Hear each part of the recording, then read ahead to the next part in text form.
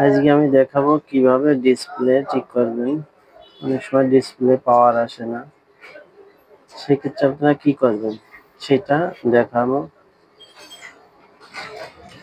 এই যে অনেক সময় যে তার দেওয়া আছে ডিসপ্লে থেকে তার আছে, এই তারের ভিতরে যে ক্লিপটা, এই ক্লিপই অনেক সময় সমস্যা, যার কারণে ডিসপ্লেটা ক্লিয়ার আসে না। অনেক সময় লাফালাফি করে, হালকা আসে, কাঁপাকাঁপি করে, শুধু এই তারের কারণে করে।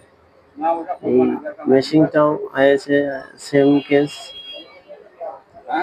যে ডিসপ্লে ক্লিয়ার আসে না।